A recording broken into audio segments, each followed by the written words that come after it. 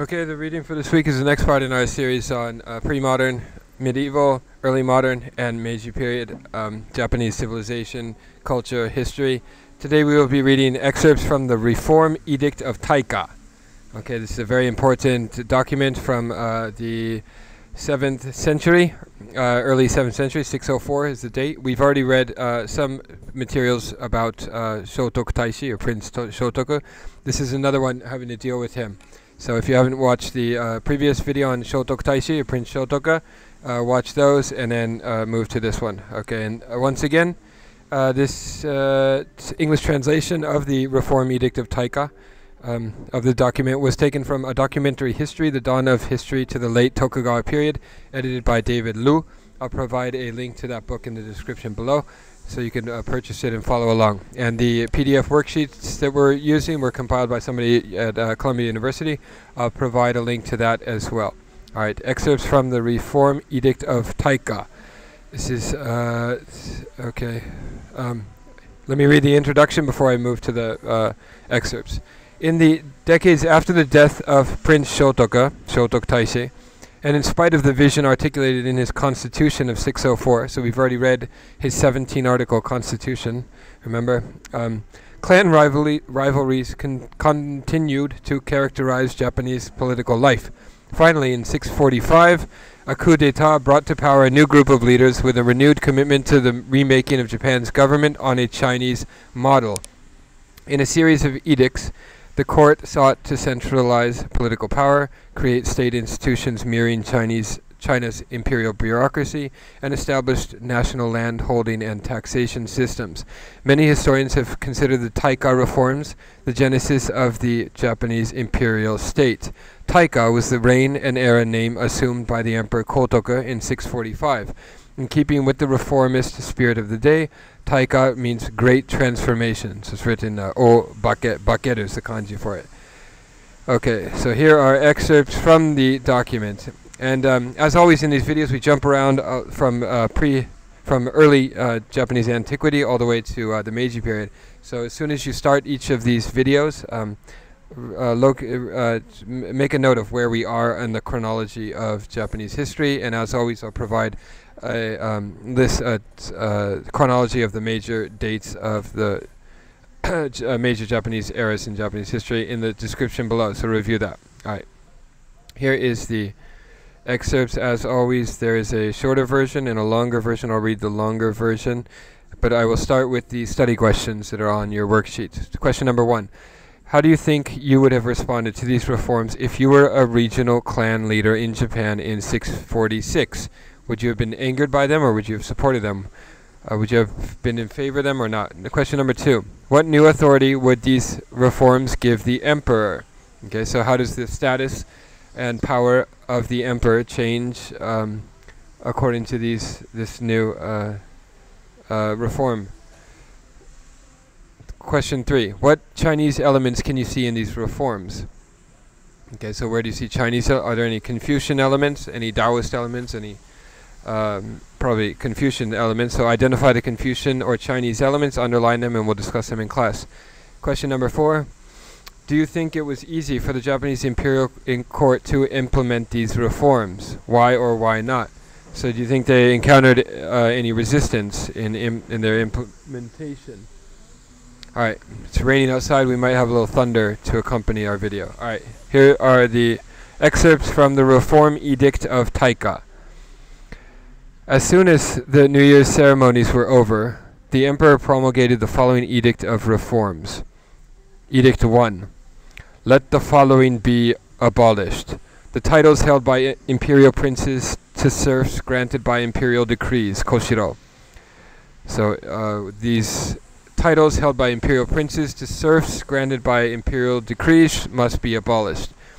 The title to lands held directly by the imperial court, the miyake, must be abolished, and private titles to lands and workers held by ministers and functionaries, omi, muraji, and tomo no miyatsuko, of the court, by local nobles, kuni no miyatsuko, and by village chiefs, mura no obito, they too shall be abolished. In lieu thereof, sustenance households shall be granted to those of the rank of daibu, chief of a bureau or a ward, and upwards on a scale corresponding to their positions. And there's a footnote here about the sustenance households. We'll review that in class. It is said that the duty of the daibu is to govern the people. If they discharge their task diligently, the people will have trust in them. Therefore, it is for the benefit of the people that the revenue of the daibu shall be increased. Okay, that was edict number 1. The second article of reform article is number 2. For the first time, the capital shall be placed under an administrative system. In the metropolitan or capital region, governors, kuni no tsukasa, and prefects, koi no tsukasa, shall be appointed. Right, koi is high ranking, I think the kanji is for that. Barriers and outposts shall be erected, and guards and post horses for transportation and communication purposes shall be provided. Furthermore, bell tokens shall be made, and mountains and rivers shall be regulated. One alderman, osa, shall be appointed for each ward, a bo or machi, in the capital, and one chief or alderman, unakashi, for 4 wards. The latter shall be responsible for maintaining the household registers and investigating criminal matters. The chief alderman shall be chosen from those men belonging to the wards, of unblemished character, strong and upright, who can discharge the duties of the time effectively. In principle, aldermen or of rural villages, or of city wards, shall be selected from ordinary subjects belonging to the villages of city wards, who are sincere, incorrupt, and of strong disposition. Districts are classified as greater, middle, and lesser districts, with districts of 40 villages constituting greater districts, of from 4 to 30 villages constituting middle districts, and of 3 or fewer villages constituting lesser districts. The prefects for these districts shall be chosen from local nobles, kuni no miyatsuko, of unblemished character, strong and upright, who can discharge the duties of the time effectively. They shall be appointed as prefects, taire, and vice prefects, shōre, men of ability and intelligence, who are skilled in writing and arithmetic, shall be appointed to assist them in the tasks of governance and bookkeeping. And the next reform article is number 3. It is hereby decreed that household registers, tax registers, and rules for allocation and redistribution of land shall be established.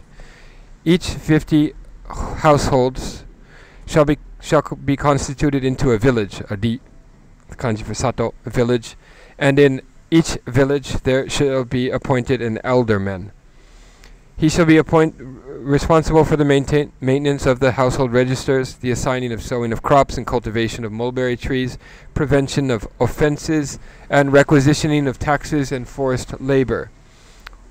All fields shall be measured by a unit called a tang, which is 30 paces in length by 12 paces in breadth. 10 tan make 1 cho.